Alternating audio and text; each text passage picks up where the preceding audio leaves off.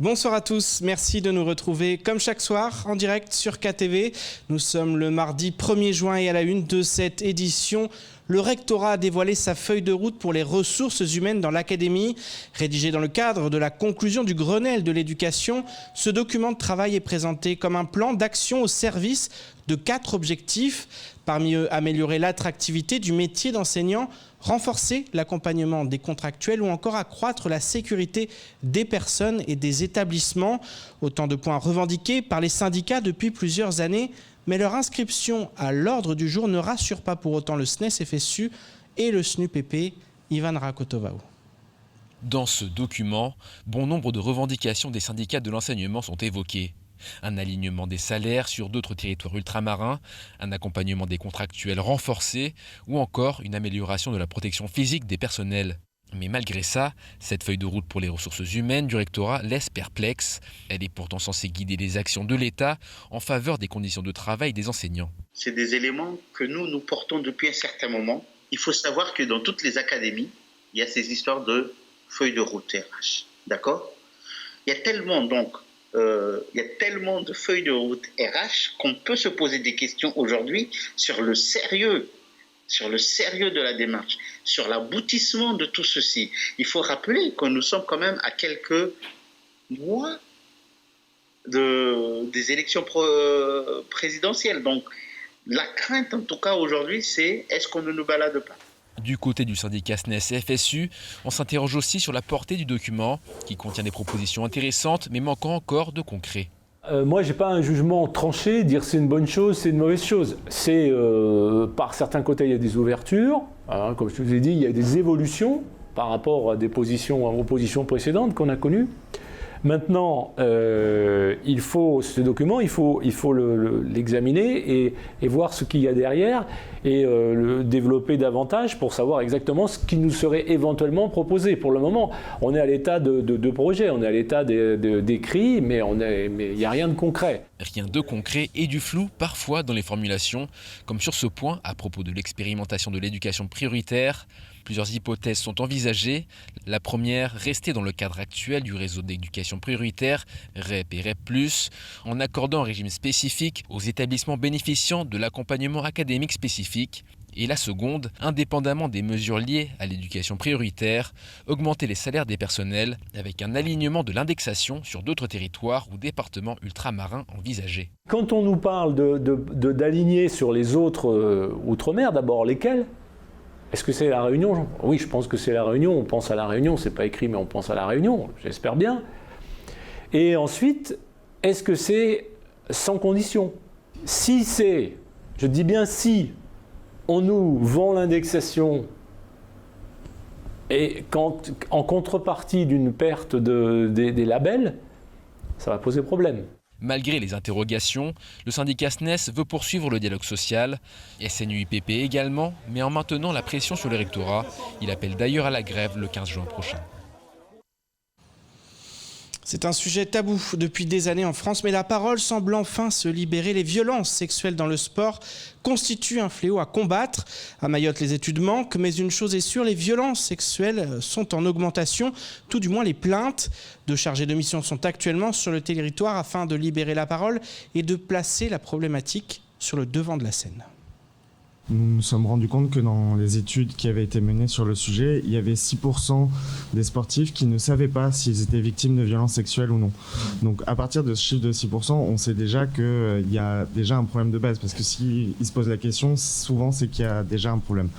Et en plus de ces 6%-là, il y a des personnes qui, pour accepter, entre guillemets, pour que ce soit plus facile psychologiquement à accepter ce qui leur est arrivé, vont minimiser la gravité des faits et du coup vont penser qu'ils ne sont pas victimes. Nous, notre rôle de formation et de sensibilisation, c'est justement de donner les outils aux éducateurs sportifs et aux sportifs et sportives pour qu'ils sachent ce qui est une violence sexuelle, ce qui n'en est pas, comment la reconnaître, quels sont les facteurs de risque et quelles actions mener par la suite une fois qu'on est victime ou qu'on connaît une victime de violence sexuelle. Nous l'évoquions la semaine passée, le village de Kaweni s'apprête à faire peau neuve. Les travaux du NPRU ont enfin débuté et dureront 18 mois pour la première phase. 1 an et demi durant lesquels les riverains risquent de pâtir des nuisances liées au chantier. Néanmoins, il s'agit d'un passage obligatoire pour permettre d'améliorer le niveau de vie à Kaweni. Écoutons plutôt Noureinia Loutoufi au micro de Léonard Audier. Je pense que les habitants, en termes de... Je peux dire aujourd'hui que voilà, tous travaux, c'est un des...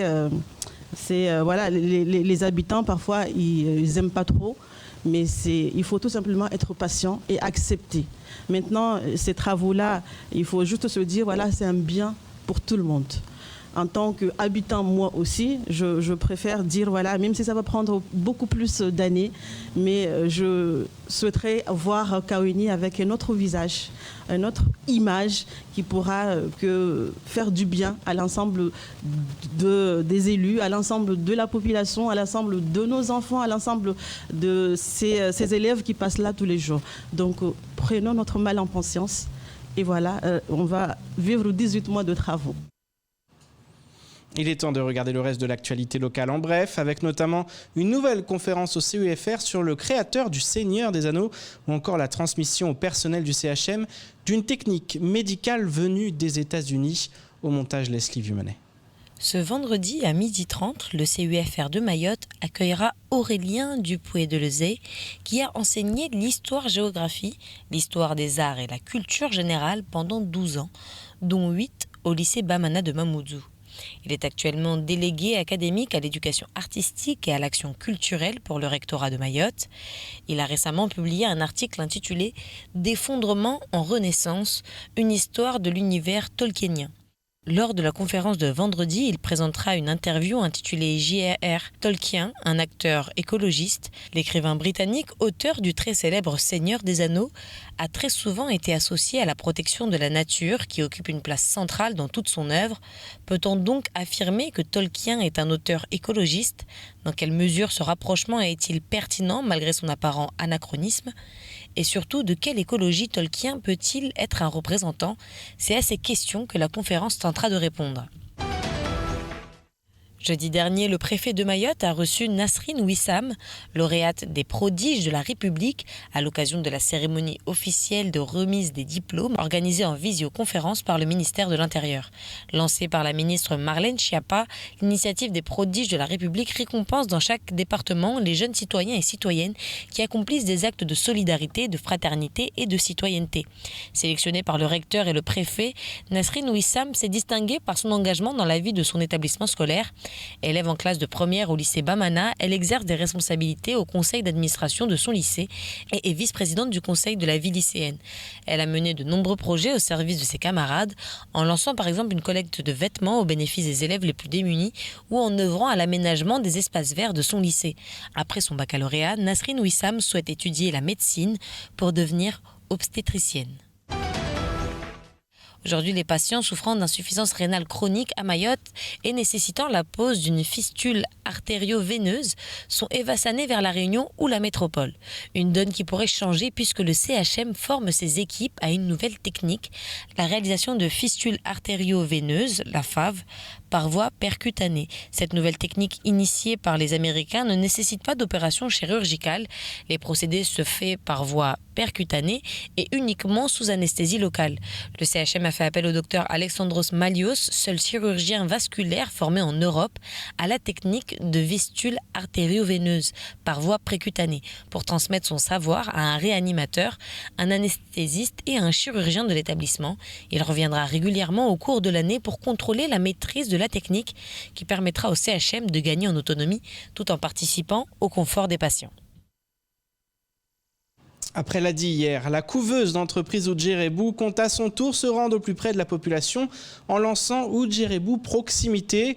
Aujourd'hui, l'association a pris place au rond-point des Petits Lots à Cavani pour un stand d'accueil et d'information sur l'entrepreneuriat. Si l'association accompagne et finance les lancements de projets sans demande de frais, une problématique subsiste, les délais de traitement de dossiers par le conseil départemental. Jaïdi Maoulida. La couveuse d'entreprise Oudjiribou lance l'action Oudjiribou Proximité. Une action qui, comme son nom l'indique, amène les conseillers de l'association à aller rencontrer la population. Avec le premier acte qui prend place à Cavani. On va sensibiliser, on va essayer d'avoir le plus de public pour les sensibiliser à l'entrepreneuriat. On discute, on leur dit qu'on a une convention de partenariat avec la mairie, s'ils ont besoin d'être accompagnés, que ce soit dans les demandes de subventions. Une fois qu'on a sensibilisé le plus de monde, on les invite aux réunions d'information collective. On leur parle surtout du test d'activité. Le test d'activité permet entre autres aux entrepreneurs d'assurer leurs droits sociaux, maintenir leurs revenus ou encore bénéficier d'un hébergement juridique de la part de la couveuse. Une aide non négligeable pour les porteurs de projets. Comme mon projet est en test en ce moment et je suis salarié, donc je me suis dit faire intervenir une banque, c'est pas le moment parce que je ne sais pas si mon projet va fonctionner ou pas. Donc j'ai décidé d'être accompagnée. Les démarches, je n'arrivais pas, je ne m'en sortais pas. J'avais consulté tous les dossiers à la maison des entreprises, mais il y avait tellement de papiers qui manquaient et du coup j'ai dit non, je préfère de m'attacher à Oudjiribou. Donc côté administratif, c'est Oudjiribou qui gère tout. Car elle a fait le choix de ne pas demander de financement. Elle n'a pas eu un trop long délai d'attente pour la validation de son dossier. Tous n'ont pas cette chance, c'est le conseil départemental qui subventionne les structures et certains attendent longuement l'examination de leur dossier. Nos entrepreneurs mahorais souffrent énormément du délai d'attente sur le traitement des dossiers de demande de financement. Je lance un appel, messieurs les élus, messieurs nos conseillers départementaux, essayez d'analyser ce processus d'attribution de subventions qui pèse énormément chez nos entrepreneurs mahorais qui souvent lâchent leurs projets, abandonnent tout simplement la création d'entreprises. Selon la directrice de la couveuse d'entreprise, les délais d'attente peuvent aller jusqu'à 1 an. L'opération couveuse de proximité, quant à elle, compte bien se poursuivre et dès demain, un accord de partenariat sera signé entre l'association et la mairie de Limbeni. C'est ainsi que s'achève cette édition. Merci de nous rester fidèles sur KTV. Je vous donne rendez-vous demain dès 19h pour tout connaître de l'actualité locale. Excellente soirée sur Kwesi.